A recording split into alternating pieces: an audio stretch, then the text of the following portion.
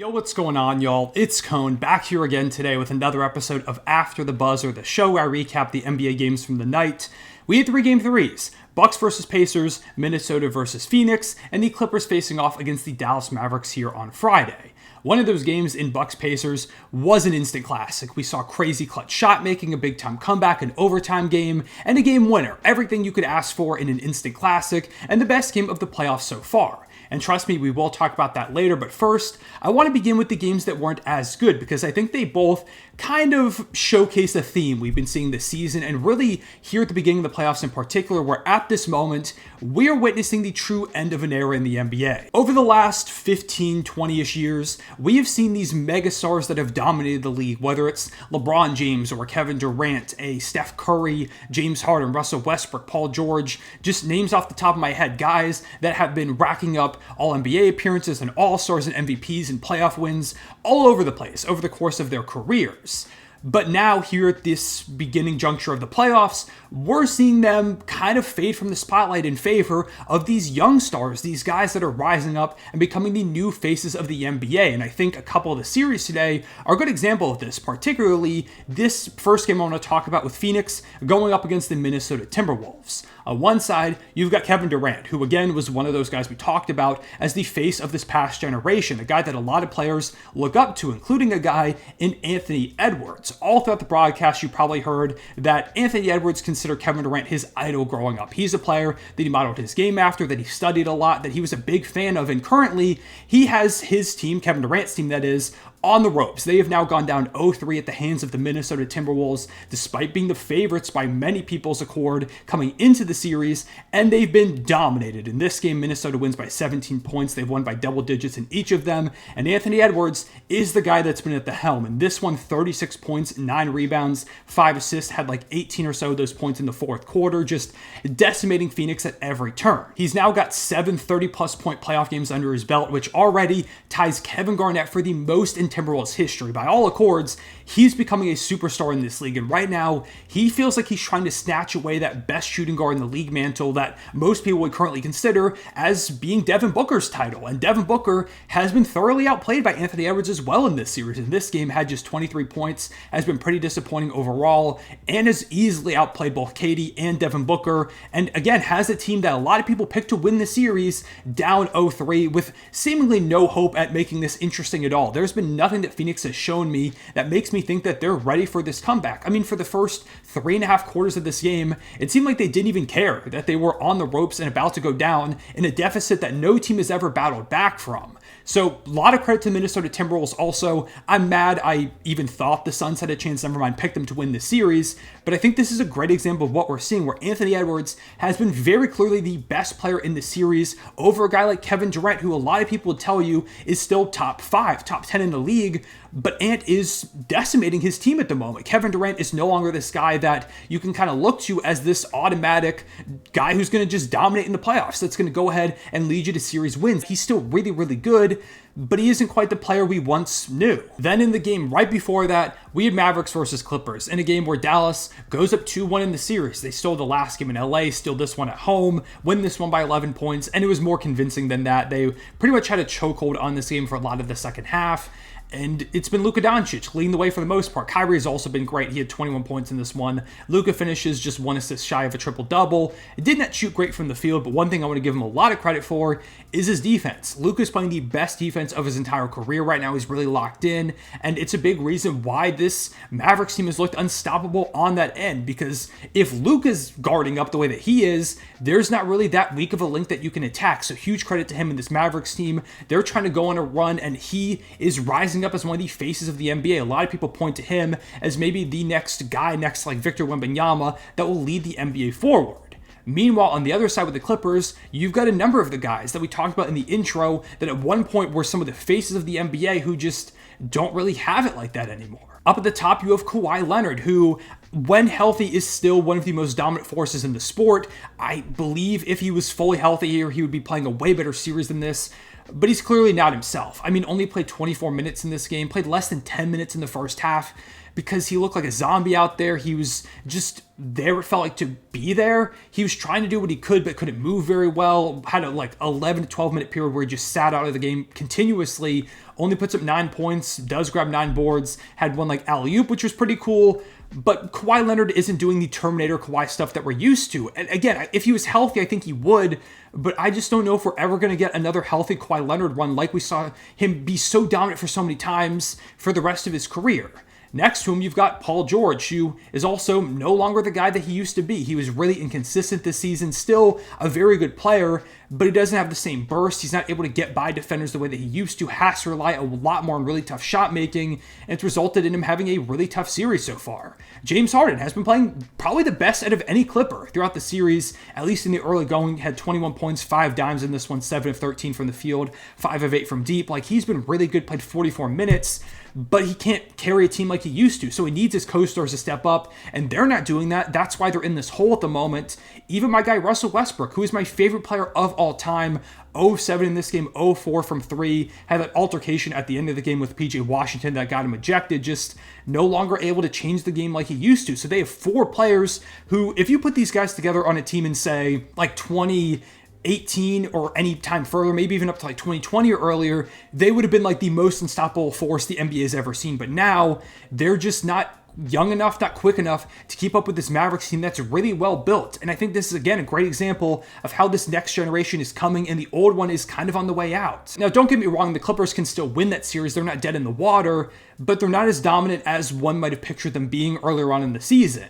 And it's not just these 2 games that were played today. There's a lot of other examples, for example, Lakers versus Nuggets, which I didn't make a video about yesterday, but the Lakers went down 0-3 to the Denver Nuggets. In the exact same fashion, all their games have gone, where it's the Lakers build up this big lead, the Nuggets kind of coast for a little bit. Before the second half, they make a run to make it interesting, close. Then in the third quarter, beginning of fourth, they just run away with the game.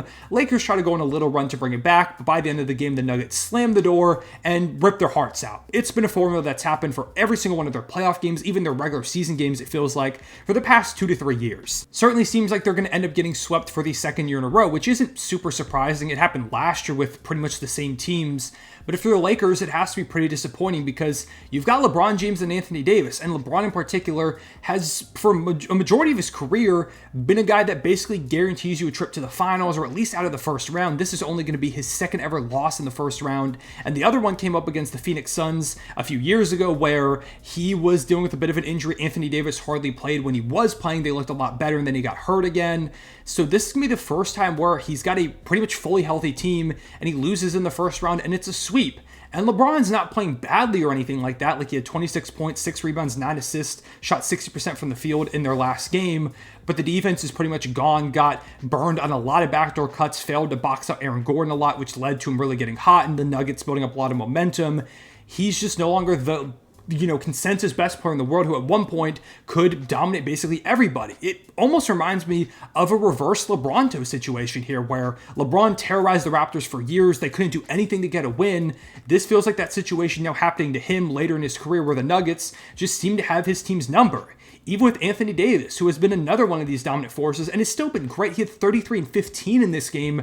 He's not enough to slow down Jokic and this juggernaut Nugget squad that's being led by, again, Joker, who is becoming one of the faces of the league, is the best player in the world. I think most people would tell you right now, and he's not even that young, but he still is one of the next generation guys because it feels like he can be this good for years at this point and very quickly build this Nuggets team up into a dynasty if they keep this team together. So this is another example of this changing of the guard, where in the past, if you had LeBron and AD, it's okay, this team's going to be a contender, but now it's not enough. It's crazy to think about a second round of the playoffs that doesn't feature LeBron James, Kevin Durant, or if we go back even further, Steph Curry. He and the Golden State Warriors have been a staple of the title contention picture since 2015, and for the first time since then this year, they didn't even make the playoffs with their team relatively healthy, at least their core guys in Steph, Draymond, and Klay Thompson.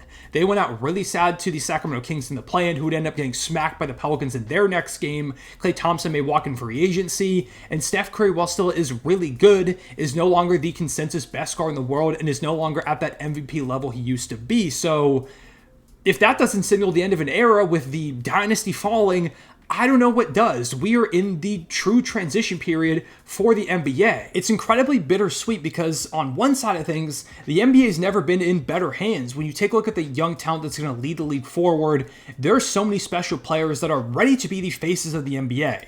Over in the Western Conference, the 1 seed is the Oklahoma City Thunder, who are the youngest number 1 seed in the history of the sport, being led by Shai Gilgeous-Alexander, who's still in his mid-20s and is an MVP candidate perennially at this point. The Denver Nuggets, like I said with Nikola Jokic, he's not like that young, but he's only 29, so he's pre-30. The Timberwolves are being led by Anthony Edwards. The Mavericks being led by Luka Doncic, who's up there as one of the next faces of the NBA. Over in the Eastern Conference, you've got the Boston Celtics, who are being led by Jayson Tatum and Jaylen Brown, who are both still relatively young, which feels crazy. It feels like they've been in the league for like a decade at this point, but they just led a team to 64 wins. The Knicks have Jalen Brunson, who's only 27 years old at this point. He feels like he's going to be one of the best guards in the NBA for years. The Cavaliers are being led by Donovan Mitchell, Darius Garland, Evan Mobley, a great crop of young talent over there. The Magic at the moment just gave the Cavaliers a beating in Game 3, led by Paolo Banchero, who feels like one of the next brightest young stars of the NBA. The Pacers have Tyrese Halliburton. They just got a big win against the Bucks. Spoiler alert for that game we're going to talk about in a few. Like the Sixers have Tyrese Maxey, for example. We go further down the standings. We talk about like Victor Wembanyama, who feels like he's inevitably going to be the best player in the world at some point, is already making an argument in some people's minds to be All-NBA this season. And this is just the beginning. He was just a rookie over there. John Morant, he's going to come back next season, and the Grizzlies are going to be amazing. Great young talent all up and down the NBA as a whole.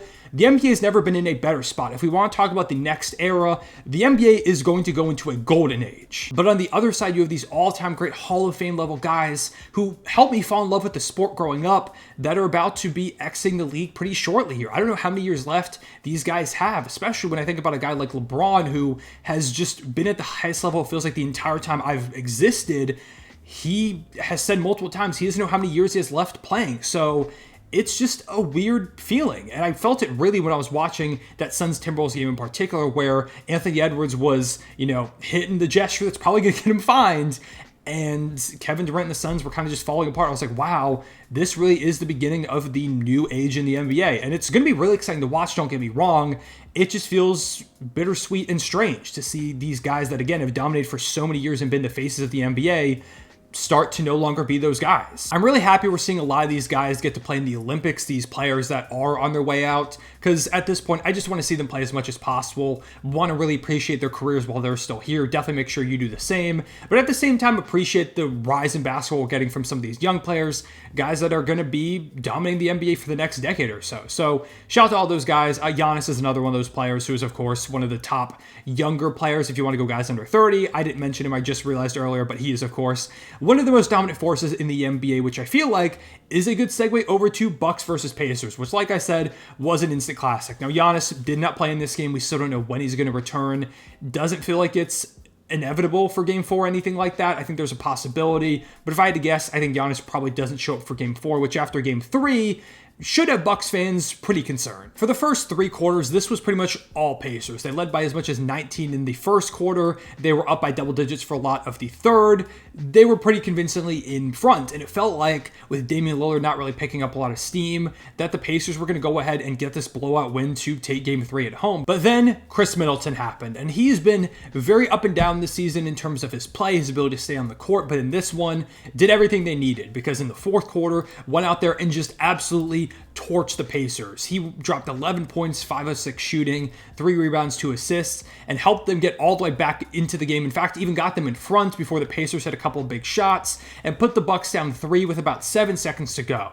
And with 2 seconds remaining, Chris Middleton goes ahead and hits a shot from basically the exact same spot where he hit that shot against the Celtics a few years ago, 30 feet out, drills a 3 to go ahead and tie it up 111 to 111 to eventually get the game to overtime, where even more insanity happens. The overtime starts off with Chris Middleton and Miles Turner each making a bucket, and then with 3:23 left to go, Brook Lopez misses a shot and Tyrese Halliburton grabs the rebound with 3 minutes 20 seconds remaining, which brings us to one of the most absurd possessions I've ever seen. From 3 minutes and 20 seconds left to a minute 38 in the overtime period, we had one possession for the Indiana Pacers. And let me read you what happened. So, starts off, Aaron Nesmith misses a three. Pacers get the rebound. Halliburton misses a three. Nembhard gets the rebound. Siakam misses a step-back jumper. Andrew Nembhard gets another rebound. Tyrese Halliburton misses a jumper. You'll never guess. Andrew Nembhard gets the rebound. Then you have Chris Middleton fouling someone, which leads to Tyrese Halliburton shooting a step-back three. He misses. Aaron Nesmith gets the rebound. Tyrese Halliburton misses another three before Damian Lillard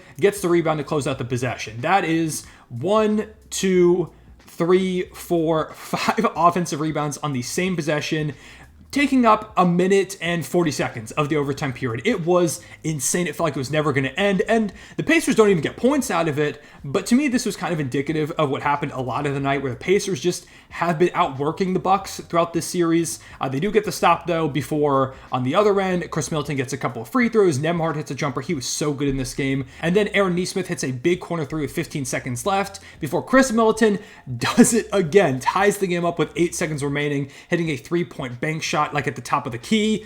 It was crazy. It felt like he just couldn't miss at this point. He got up to over 40 points.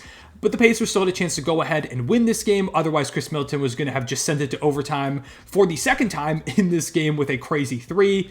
But this is where Tyrese Halliburton shows up. And he's been kind of missing for a lot of these first couple of games, just hasn't really been himself. But he kind of got aggressive later in the game and finally goes ahead, hits the big shot, an and one floater off of Patrick Beverley, drills the free throw to put them up 3. And finally, Chris Middleton misses a 3. The Pacers get out of it 121-118 to push the series to 2-1.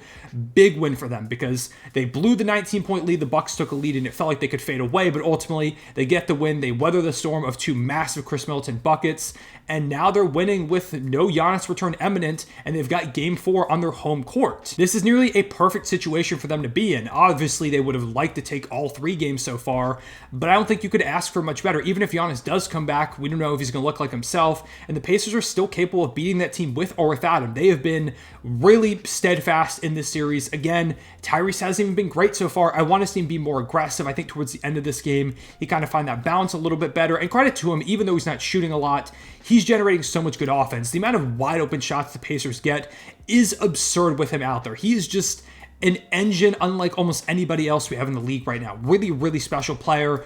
Huge shout to him. He ends up finishing this game with 18 points, 10 rebounds, and 16 assists, getting a triple-double. Miles Turner was great in this one, 29 points, 9 rebounds. Siakam doesn't have one of his usual 30-point performances from the first few games, but he does put up 17 points and 9 rebounds to go with 4 assists. Aaron Nesmith had 3 steals. He was great. Nembhard, like I said, amazing with his 16 points and 5 rebounds, 4 assists. 3 of them being offensive boards on the same possession, really outworking a lot of guys.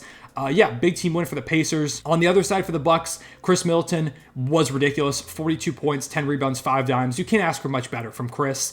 Bobby Portis, 17 points, 18 rebounds. I think they need more from him offensively overall with Giannis out. You got 28 from Dame, although it was on really inefficient shooting. Dame has just been very hit or miss, had amazing first halves for a lot of this series, not great second halves, although in this one, it was mainly his second half that was a bit better. But yeah, they just continue to struggle without Giannis, can't really get stops, they don't have that consistent offensive force. They need him back. If they don't get him back, I think it's going to be really hard for them to win this series with the Pacers now in the driver's seat. They've now stolen home court advantage away. Maybe they can go ahead and steal another game, but I think to win this one, Giannis has to come back sooner than later, and I don't even know if he's going to come back to the series at this point. But yeah, with all that being said, those are my thoughts on the games from today. Let me know what your takeaways were down below in the comments, and of course, let me know what your opinions and thoughts are on this whole transition of power that we're seeing in the NBA right now, from the old guard to the new, the young players rising up, and kind of just punching the legends teams in the mouths at this moment. Leave a like and subscribe if you enjoyed. Hit the notification bell so you don't miss out on future videos. I appreciate y'all watching. I'll see y'all later. Real one, say it back.